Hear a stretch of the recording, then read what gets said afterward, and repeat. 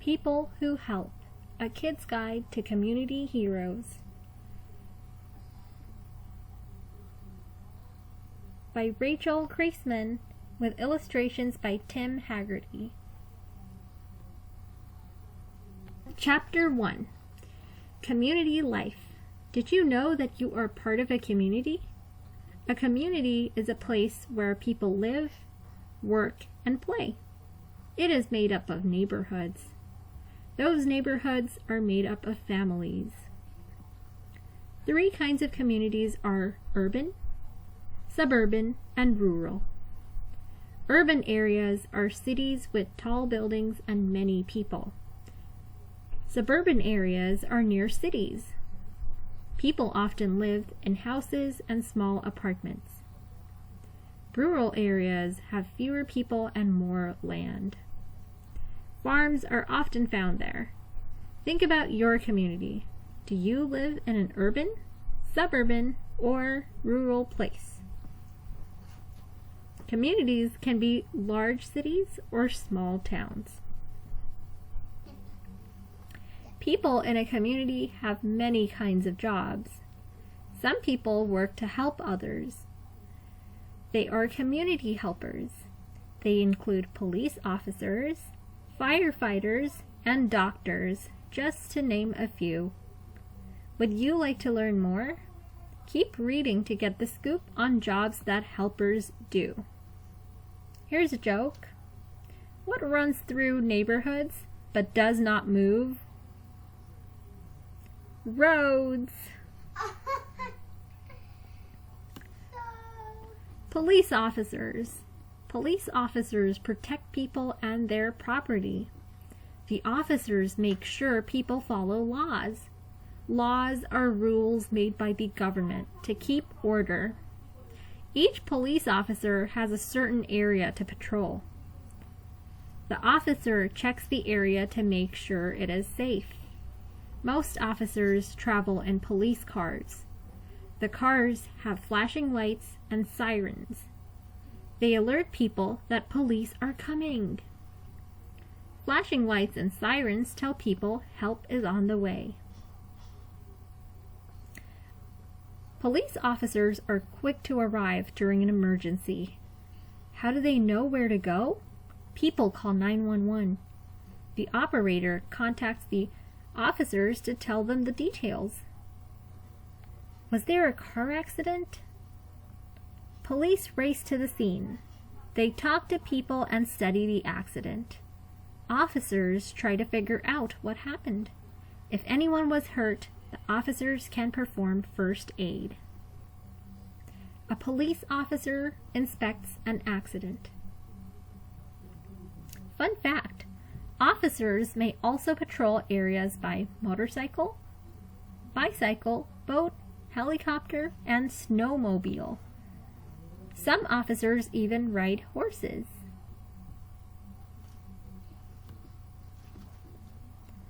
Police officers rush to crime scenes. They study clues and record facts.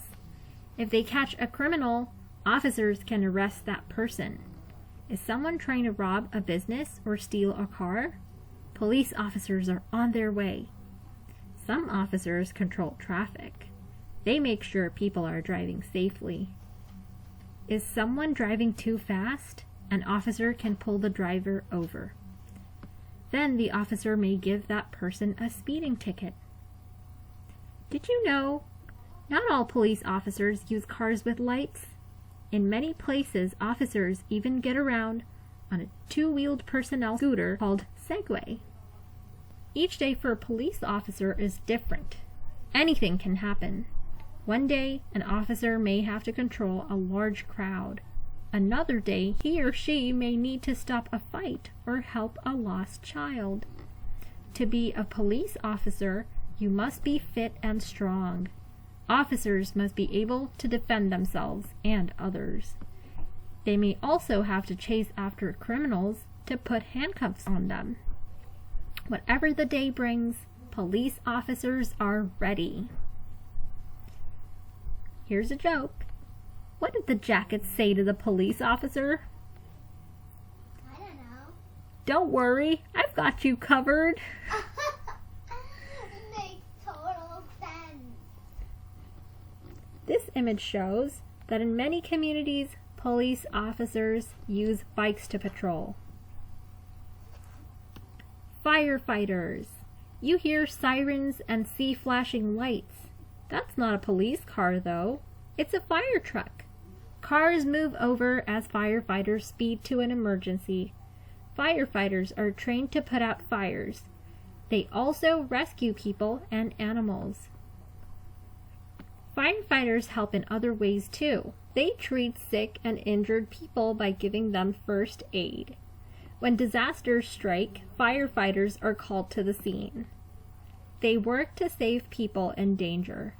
Was an area hit by an earthquake or a flood? Here come the firefighters. Fun fact, most fire trucks are red, but they don't have to be. Some communities have chosen other colors.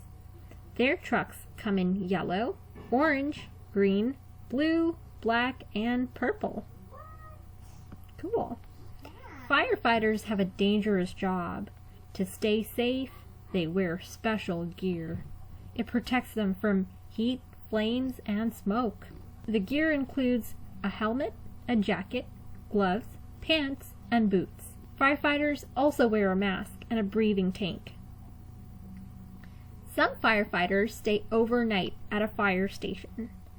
They eat and sleep there. When the alarm sounds, they put on their gear. Then they rush to the fire truck. After a fire, firefighters clean their gear and the truck.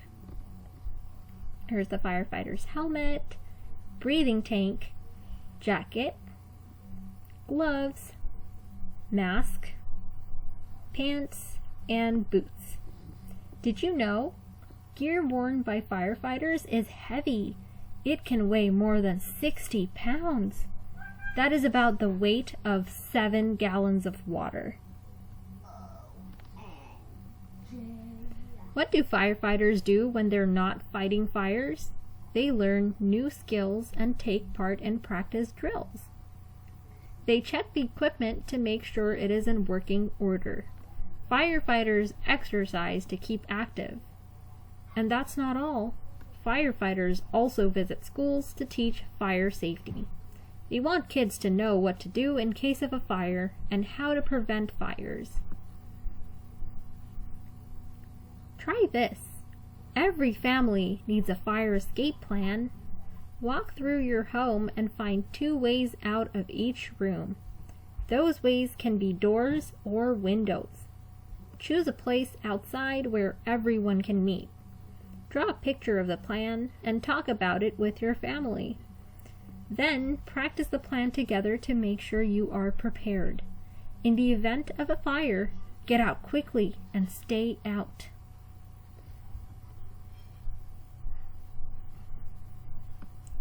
To become a firefighter, you need to be fit and brave. Firefighters have to be able to lift heavy equipment and carry people from burning buildings. New firefighters often spend many weeks training. They learn how to use ladders, axes, hoses, and other tools. Spray from a hose can be powerful.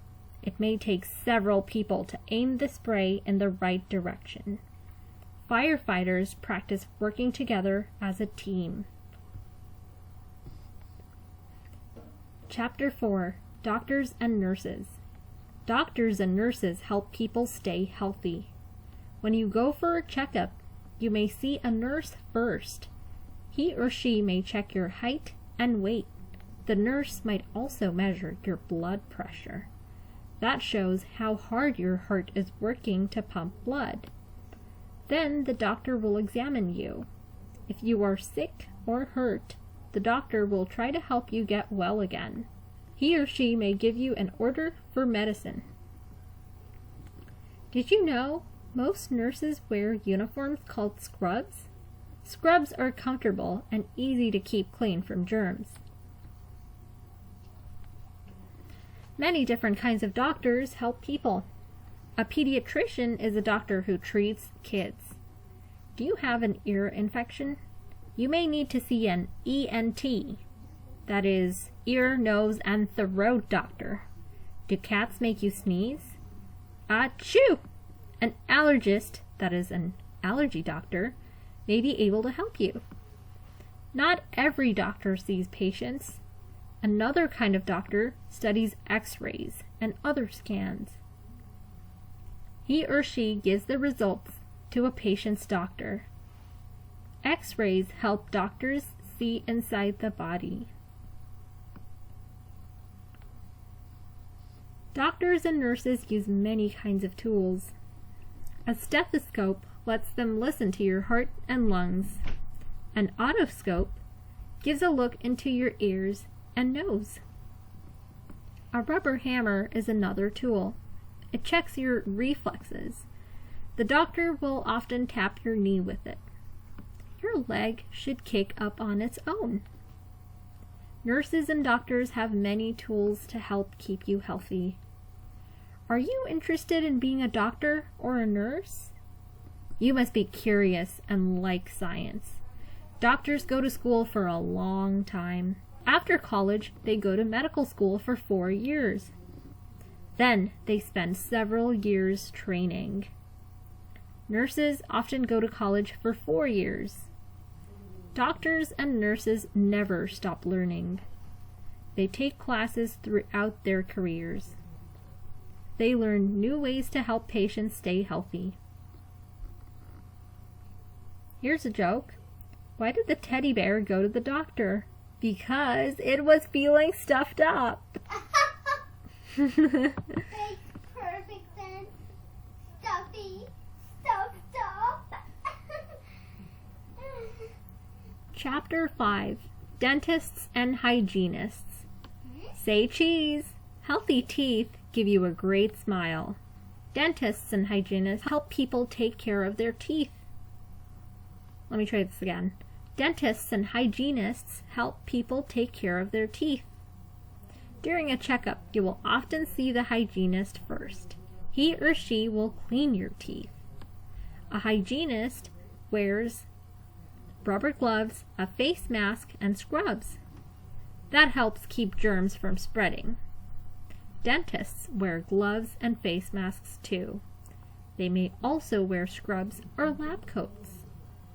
The hygienist will use a tooth scraper to remove plaque. That is a sticky film on teeth. It can cause cavities. A cavity is a hole in a tooth. Then the hygienist will polish and floss your teeth. He or she may take x-rays of your teeth as well. You may also have a fluoride treatment.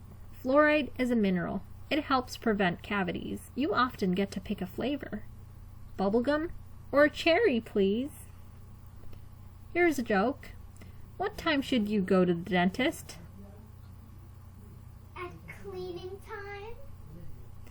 2:30, get it? 2:30. Yeah, 2:30 and 2:30. Oh, everything's so obvious. X-rays help a dentist see inside your teeth and gums. Alright, now your teeth are clean. Nice. It's time to see the dentist. He or she will check your teeth and gums to make sure they are healthy. The dentist will also read any x-rays to see if you have a cavity.